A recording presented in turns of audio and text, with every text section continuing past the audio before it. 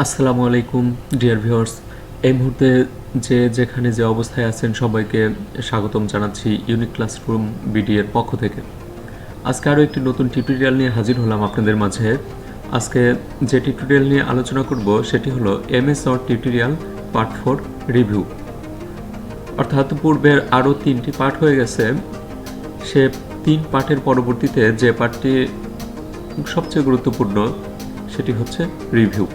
তো আমি আজকে আপনাদের সামনে রিভিউ নিয়ে আলোচনা করছি। চলুন শুরু করা যাক।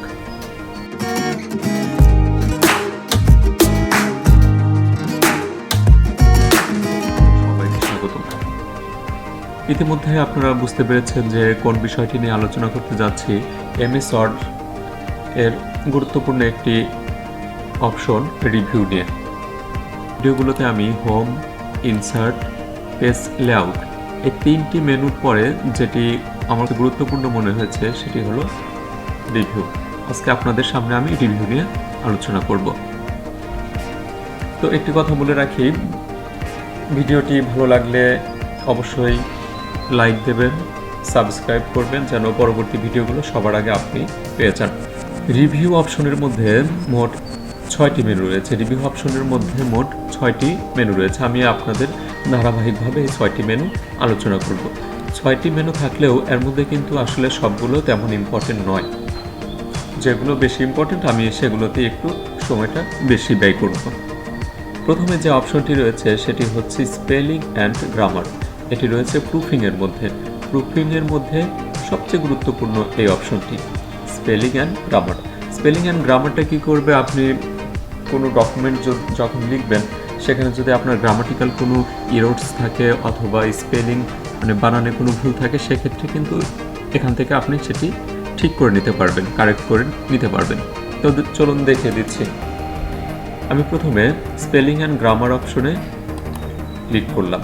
লক্ষ্য করুন ক্যাপিটালাইজেশন। আমাকে এখানে প্রথম যে ভুলটি ধরেছে সেটি হচ্ছে ক্যাপিটালাইজেশন। লক্ষ্য করুন অ্যাসাইনমেন্ট অফের প্রথম অক্ষরটা হচ্ছে ক্যাপিটাল লেটার। তো এটি গ্রামাটিক্যাল একটি ভুল। অফের সাধারণত কি করতে হবে, প্রথম অক্ষরটা অবশ্যই স্মল লেটার ইউজ করতে হবে। তো এখানে আমাকে যেটি সাজেস্ট করেছে যে তারা দিয়েছে এটি। আপনি যদি চান সেটিকে এখানে চেঞ্জ বাটনে ক্লিক দিলে তা ঠিক হয়ে যাবে, অথবা আপনি যদি চান যে এটি চেঞ্জ করবেন না, ইগনোর অনস, তো এটি আপনি এড়িয়ে যেতে পারবেন। ইগনোর রুল মানে নিয়মটা আপনি যদি ফলো করতে না চান এটাও এড়িয়ে যেতে পারেন। নেক্সট সেন্টেন্স, পরের বাক্যে যেতে পারেন। তো আমি চাচ্ছি যে আমার যেহেতু ভুল আছে আমি এটা ঠিক করে নিতে, তো আমি চেঞ্জ বাটনে ক্লিক করে নিলাম। লক্ষ্য করুন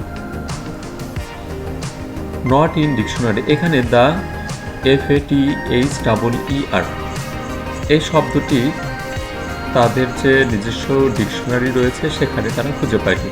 এখন এটি যদি আপনার সঠিক একটি শব্দ হয় সেক্ষেত্রে তাদের ডিকশনারিতে অ্যাড করে নিতে পারেন। অ্যাড করার জন্য অ্যাড টু ডিকশনারি এই বাটনটি ক্লিক করলে মাইক্রোসফট ওয়ার্ডের যে ডিকশনারি রয়েছে সেখানে এটি অটোমেটিক অ্যাড হয়ে যাবে। পরবর্তীতে এই ওয়ার্ডটি ব্যবহার করলে আপনার আর রেড কালারে দেখাবে না, অর্থাৎ ভুল দেখাবে না। তো আসলে এটি ভুল, ইচ্ছাকৃতভাবেই ভুল করা হয়েছে, না হলে আপনারা বুঝতে পারবেন না। তো FATHEER এই ওয়ার্ডটির পরিবর্তে কোন ওয়ার্ডটা ব্যবহার করা যায় এখানে তারা সাজেস্ট করেছে, সেটি হচ্ছে FATHER অর্থাৎ ফাদার। মেইন শব্দটা ফাদার হবে। তো এই ওয়ার্ডটি আমি ব্যবহার করতে চাচ্ছি কিনা, তো আমি এখানে চেঞ্জ দিয়ে নিলাম। ফাদারটা অটোমেটিক ঠিক হয়ে গেছে। লক্ষ্য করুন একটি এখান থেকে বাদ হয়ে গেছে। পরবর্তীতে আরেকটি ইরোর দেখাচ্ছে, সেটাই হচ্ছে ন্যাশনও মূলত NATION, এখানে ডাবল এ হয়েছে, ইচ্ছাকৃতভাবে দেওয়া হয়েছে যেন আমরা ভুলগুলো ধরতে পারি। তো NATION এটাতে আমি চেঞ্জ করে দিলাম। তার পরবর্তীতে যেটি শো করাচ্ছে সেটি হচ্ছে গ্রেটেস্ট। লক্ষ্য করুন এখানে আমাকে অনেকগুলো শব্দ সাজেস্ট করেছে, এর ভিতরে যেটি আমার দরকার আমরা সেটি বাছাই করে নেব। তো আমি এখানে recognized as the greatest Bengali, তো আমি এখানে আসলে চাচ্ছিলাম গ্রেটেস্ট ব্যবহার করতে, তো এখানে তারা সাজেস্ট করেছে, আমি এটি চেঞ্জ করে নিলাম।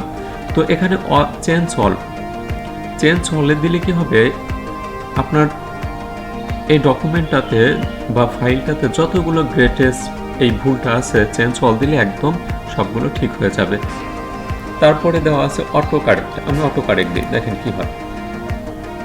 অটো কারেক্টে দিলে অটোমেটিক এই শব্দের কাছাকাছি যে শব্দটা তারা সেটি শো করাবে, তো সেটি শো করাইছে। তার পরবর্তীতে হচ্ছে মেকিং। মেকিং বানানটা ভুল আছে, যে ইটা বাড়তি রয়েছে, তো আমি এটা চেঞ্জ করে নিলাম।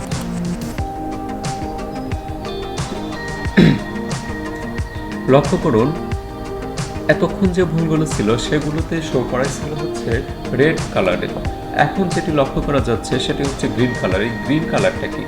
গ্রিন কালারটা হচ্ছে মূলত গ্রামাটিক্যাল ভুল, গ্রামাটিক্যাল ইরর। এই গ্রামাটিক্যাল ইররের জন্য হচ্ছে রেড কালারে, যেখানে শো করাচ্ছে ক্যাপিটালাইজেশন অর্থাৎ পাংচুয়েশনের মধ্যে যেটি পড়ে ক্যাপিটালাইজেশনটা ঠিক নেই।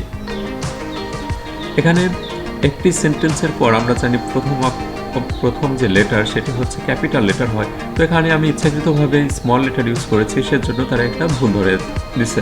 তো এটা যদি আপনি চান তো চেঞ্জ করে নিতে পারেন, অবশ্যই আমি চেঞ্জ করব। চেঞ্জ, এই যে লক্ষ্য করুন দিস, এই অরটি কি হয়ে গেছে, ক্যাপিটাল লেটার হয়ে গেছে। তার পরবর্তীতে মার্স, দেখেন আবারও সবুজ কালার শো করেছে। সবুজ কালার মানে হচ্ছে গ্রামাটিক্যাল ভুল। এখানে দেখেন এক্সট্রা স্পেস সুন্দর করে শো করেছে, এক্সট্রা স্পেস। মূলত একটি অংশের পর কমা যদি ইউজ করতে হয় সেখানে কোনো স্পেস রাখা যাবে না, তো আমি এখানে একটি স্পেস ইউজ করার জন্য এটা শো করেছে যে এখানে একটি এক্সট্রা স্পেস ব্যবহার করা হয়েছে, তো এটি আমি চেঞ্জ করে নিলাম। তো মোটামুটি আশা করি আপনারা বুঝতে পেরেছেন যে স্পেলিং অ্যান্ড গ্রামারের কাজটা কি।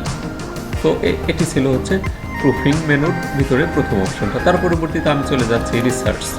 রিসার্চে ক্লিক করার সাথে সাথে লক্ষ্য করুন এখানে একটি বক্স চলে আসছে, তো এখানে আমি যে কোনো ওয়ার্ড সার্চ দিতে পারি।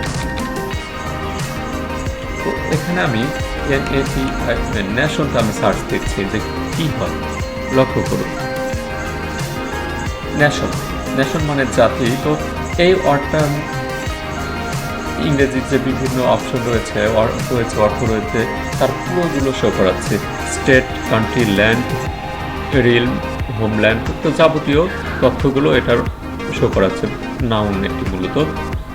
তো এটি হচ্ছে রিসার্চের কাজ। কোনো শব্দের মেইন অর্থটা কি সেটা যদি আপনার দরকার হয় সেক্ষেত্রে আপনি রিসার্চ ব্যবহার করতে পারেন।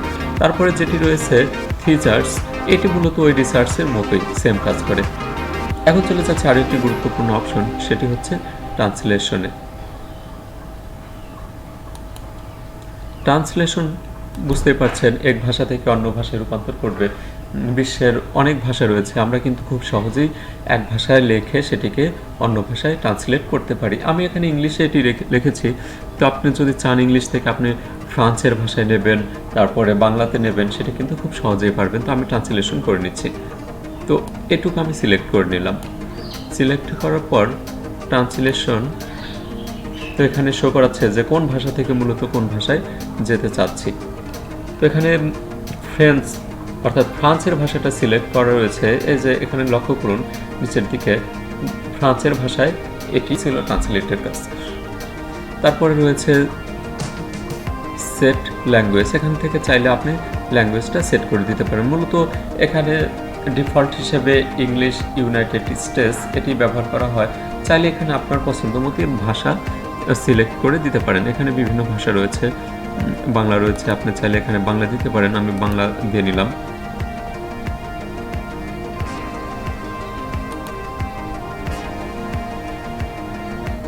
তো এই ছিল হচ্ছে সেট ল্যাঙ্গুয়েজ। তো এখানে আমি বাংলা না মূলত ইউজ করব হচ্ছে ইংলিশ ইউনাইটেড স্টেটসেরটা।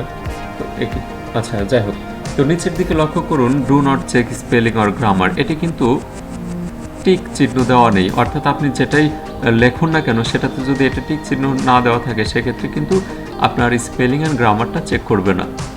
তারপরে ডিটেক্ট ল্যাঙ্গুয়েজ অটোমেটিক্যালি, অর্থাৎ অটোমেটিক্যালি কোনো ল্যাঙ্গুয়েজ শো করবে কিনা। আমি এটি টিক চিহ্ন দিয়ে নিলাম যে ভুলগুলো যেন ধরা পড়ে। ওকে, 3 নম্বর অপশন রয়েছে অড কাউন্ট।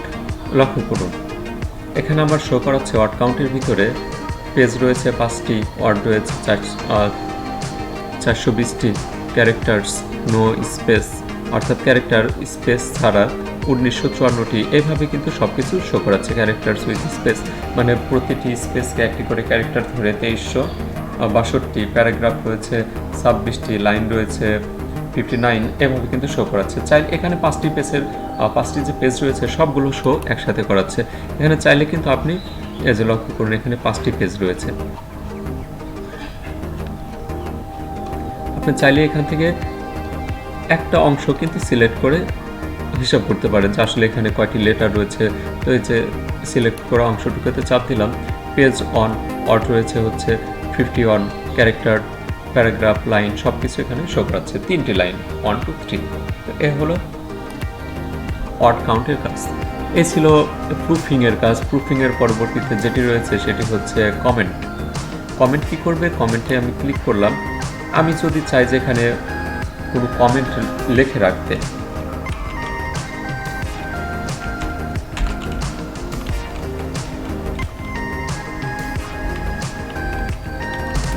মাই ফাইল, আমি একটি কমেন্ট শো করে লিখে নিলাম। এই পুরো লেখাটার উপরে একটা কমেন্ট আছে, সেটা হচ্ছে কি মাই ফাইল।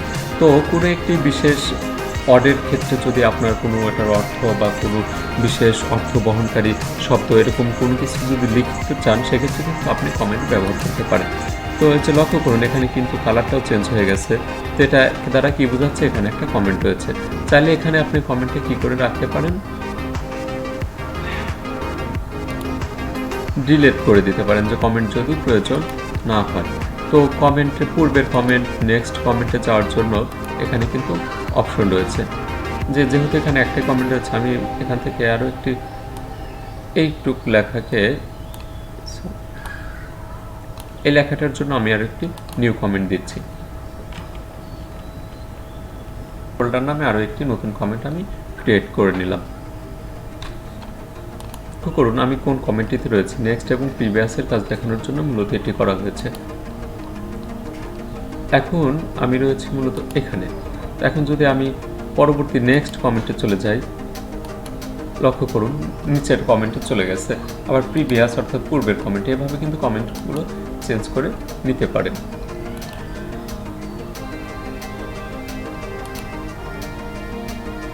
ইচ্ছা করলে আপনি কমেন্ট এখান থেকে ডিলিট করে নিতে পারেন। সিলেক্ট করে ডিলিট বাটনটা ক্লিক করতে হবে। এই ছিল কমেন্টের কাজ। কমেন্টের পরবর্তীতে এখানে রয়েছে হচ্ছে ট্র্যাকিং। ট্র্যাকিংটার কাজ তেমন হয় না, তো এটা আমি দেখিয়ে দিচ্ছি না। হচ্ছে কম্পেয়ার। কম্পেয়ারটা কি করবে? একাধিক ডকুমেন্টের মধ্যে কম্পেয়ার করবে। তো কম্পেয়ারে আমি ক্লিক করলাম, এখানে শো করাতে বলছে। তো আমি এখান থেকে অ্যাসাইনমেন্ট এটা নিলাম, আর রিভাইজড ডকুমেন্ট, এখানে কোনটার সাথে আপনি কম্পেয়ার করতে যাচ্ছেন এটার জন্য আমি পরবর্তীতে এটা নিয়ে নিলাম। এখন ওকে, দেখুন কম্পেয়ার কি করছে। কম্পেয়ার এই যে এখানে মাঝখানে অপশনগুলো দেখাচ্ছে যে কোন ফরম্যাটের সাথে আপনার কোন ফরম্যাটটা মিল আছে। এখানে দেখাচ্ছে ফন্ট সুতো নিয়ম, যে এই পাশে আর এই পাশের যে আমি ফন্টগুলো ইউজ করেছি সুতো নিয়ম, যে অর্থাৎ কোনটার সাথে কোনটা মিল আছে সেটি শো করাচ্ছে। তারপরে কত পয়েন্টে নেওয়া হয়েছে, সাইজটা, সেগুলো সব কিছু শো করাচ্ছে। এগুলো হচ্ছে কম্পেয়ারের কাজ। মাইক্রোসফট ওয়ার্ডে এগুলো তেমন একটা খুব যে বেশি কাজে লাগে তা কিন্তু না। পরবর্তীতে রয়েছে প্রোটেক্ট ডকুমেন্ট। এটি খুব গুরুত্বপূর্ণ। আমরা যখন কোনো ডকুমেন্ট তৈরি করি আমরা চাই যে এটার একটা প্রোটেক্ট দেওয়ার জন্য, যে অন্য কেউ যেন এটি ব্যবহার করতে না পারে। সেক্ষেত্রে কিন্তু আমরা এই প্রোটেক্ট ডকুমেন্টটা ইউজ করতে পারি। দেখুন এটি কি করে, রিস্ট্রিক্ট ফরম্যাটিং অ্যান্ড এডিটিং, অর্থাৎ কেউ যেন এটার ফরম্যাটটা চেঞ্জ করতে না পারে, সেটাকে আমি চাচ্ছি এটা প্রোটেক্ট করার জন্য। তো এখানে লক্ষ্য করুন ফরম্যাটিং রেস্ট্রিকশন, আমি এখানে ক্লিক দিলাম। ক্লিক দেওয়ার সাথে সাথে তারপরে এডিটিং রেস্ট্রিকশন, অর্থাৎ এটা যেন কেউ এডিট করতে না পারে, এটাও আমি ক্লিক দিয়ে নিচ্ছি। শুধুমাত্র কি করতে পারবে? নো চেঞ্জ, রিড অনলি, অর্থাৎ পড়তে পারবে। এখানে আরও রয়েছে tag change, comments, filling in forms, অর্থাৎ এইগুলোর ভিতর থেকে কোনটি চাচ্ছেন। কেউ যদি কমেন্ট লেখার অপশন রাখেন সে কমেন্ট লিখতে পারবে। তো আমি চাচ্ছি নো চেঞ্জ, রিড অনলি।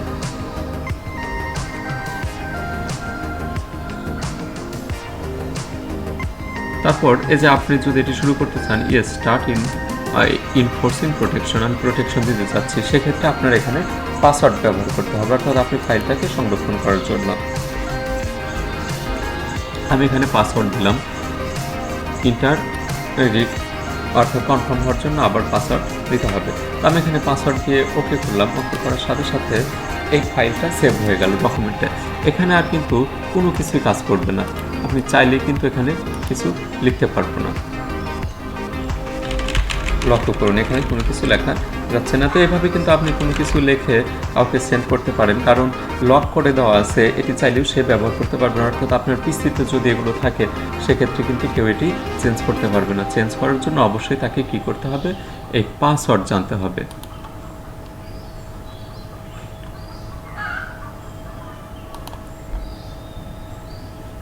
তো এভাবে আপনি ফাইল লক করতে পারবেন। তো এটা আমি উঠিয়ে দিচ্ছি যেহেতু আমার এটি দরকার নেই।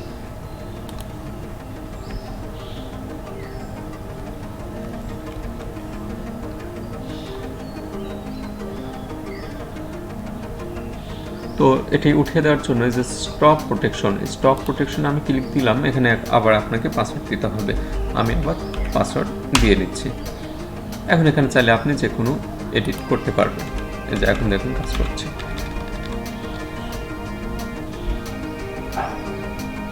রিভিউ অপশনের মধ্যে যেগুলো খুবই গুরুত্বপূর্ণ এবং ইম্পর্টেন্ট ছিল, আমি চেষ্টা করেছি সেগুলো আপনাদের সাথে আলোচনা করার জন্য। তো এই ভিডিওটি এ পর্যন্তই থাকবে। এতক্ষণ যারা কষ্ট করে সাথে ছিলেন তাদের সবাইকে ধন্যবাদ জানিয়ে আজকের মতো বিদায় নিচ্ছি। আল্লাহ হাফেজ। সবাই ভালো থাকুন, সুস্থ থাকুন। ইউনিক ক্লাসরুম বিডি এর সাথেই থাকুন। ধন্যবাদ। আসসালামু আলাইকুম।